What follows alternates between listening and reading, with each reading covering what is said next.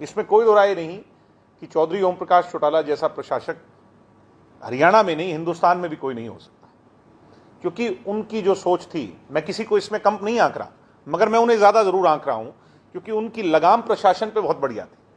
कई बार हमें ये महसूस होता है कि उनके 2004 के बाद जो टेन्योर्स रहे उसमें एडमिनिस्ट्रेशन हावी हो गया, और एडमिनिस्ट्रेशन हावी होने का कुछ ना कुछ नुकसान जनता को होता है, और उसमें सबसे बड़ी देन कांग्रेस है। कांग्रेस में खाओ और खाने दो की नीति जो रही, उससे सबका नुकसान हुआ। आज भी मैं कहता हूं, और मुझे कहते हुए कोई शंका नहीं, एज एडमिनिस्ट्रेशन को आज भी बहुत लगाम उस पर लगाने की आवश्यकता है। डीसी और एसपी को असली हैसियत चौधरी देवीलाल जी ने दिखाई, बड़े बड़े आईएएस अधिकारियों को गांव में ले जाके बिठाया।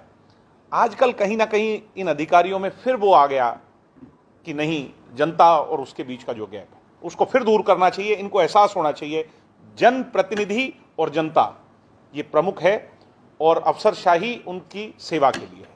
ये इस गैप को कम करना होगा। एक चीज कहते हैं कि जब मेरा राजगैर 5,000 करोड़ रुपए खजाने में छोड़ के गया, सरप्लस थे। अब ऐसे हालात क्यों बन गए? इसमें कोई दो राय नहीं, इसमें कोई दो राय नहीं। और हमें लोन पे बैक करना चाहिए, हमें कुछ चीज़ों को चाहे कम कर करके, मगर सिर्फ और सिर्फ जो है ना वाहवाही लूटने के लिए नहीं, बल्कि भविष्य के लिए भी सोचना चाहिए। चौटाला साहब भविष्य के लिए सोचते थे, जिसकी वजह ये रही कि वो इतना छोड़ करके गए थे कि मैं आऊँ या ना आऊँ, हरियाणा के जो नया बच्चा पैदा हो उसके सिर पे कर्ज ना हो। आज कर्ज है, ये शर्म की बात है, मगर उस कर्ज को दूर कर रहे हैं। मैं आपको ये वादा करता हूँ, जितना मुझे जानकारी है, बाकी मैं सरकार में तो नहीं हूँ, मगर सरकार का सहयोगी होने के नाते मैं ये वादा करता हूँ कि ये सरकार सबसे ज़्यादा कर्ज पे बैक करेगी आने वाले 2 सालों। देखो, अब ना तो वो कोई पंडित है ना मैं ज्योतिष हूँ, तो भविष्य वक्ता तो देखो राजनीति में सब आदमी बन जाते हैं। मैं एक बात जरूर कह सकता हूँ, चौधरी भूपेंद्र हुड्डा, अब कुलदीप जी तो चले गए, कुछ और लोगों का भी सुनने आ रहा है आपके यहाँ नज़दीक से, वो भी चले जाएंगे, और अंतिम में 2024 से पहले चौधरी भूपेंद्र हुड्डा भी कांग्रेस को छोड़ेंगे। मैं ये आज आपके रिकॉर्ड पे कह रहा हूँ। वो पता नहीं कहाँ जाएंगे, भविष्य के घर में छिपाए, मगर ये तय है वो कांग्रेस को ऐसे मझधार पे लाके छोड़ देंगे जहां कोई कांग्रेस का हाथ पकड़ने के लिए भी नहीं बचेगा। मैंने एक बात कही थी कि कांग्रेसियों को, कांग्रेस के नेताओं को एक कमरे में बिठा दो, आधा घंटा भी अगर वो बैठ के बाहर आ जाएं और खुशी खुशी प्रसन्नता से आ जाएं तो बहुत बड़ा मैं उनको खिताब दूंगा।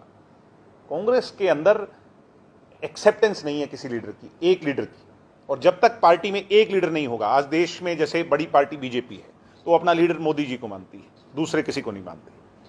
हमारी पार्टी, हम अपनी पार्टी का एक लीडर को मानते हैं, एक व्यक्ति पर विश्वास, who is a leader who leads the way. Congress के अंदर 10 दिशाओं में 10 लीडर घूम रहे हैं, तो कार्यकर्ता किसके साथ जाएं? पीछे कोई कहने लगा पत्रकार मुझे कि कांग्रेस का जी अब हुड्डा जी बन गए, अब इसका वो बन जाएगा बॉडी स्ट्रक्चर सारा। तो मैंने कहा था कि आप मेरी बात लिखवा लीजिए अगर ये अपना स्ट्रक्चर पूरा खड़ा कर दे, और आज कितना समय हो गया नए अध्यक्ष को भी, आज भी ये तय नहीं कर पाए। 2 लाख की आय से मैं इस बात से, और मैं कुछ चीज़ों को लेकर के मुखर भी हूँ और आप लोग उसको छापते भी हैं, पेंशन किसी भी व्यक्ति की इस सरकार ने नहीं काटी। नंबर 1, जिस किसी की कटी वो कानून भूपेंद्र सिंह हुड्डा ने बनाया था 2014 के से पहले, ये उनकी सरकार जाने से पहले एक कानून बनाया था। मैं आज मांग करता हूं, और मैंने पीछे भी इस बात को कहा कि उनके बनाए कानून में एक बड़ी कमी है कि 1,80,000 से ऊपर या 2 लाख से नीचे वाले की पेंशन कटेगी। ये आज से नहीं है, ये स्वर्गीय चौधरी देवीलाल जी ने जब पेंशन लागू करी तब भी ऐसा कानून था, मगर समय समय पर ग्रेजुअली उसको बढ़ाया गया। आज जरूरत है 2 लाख नहीं, उसको कम से कम 10 लाख तक करना चाहिए।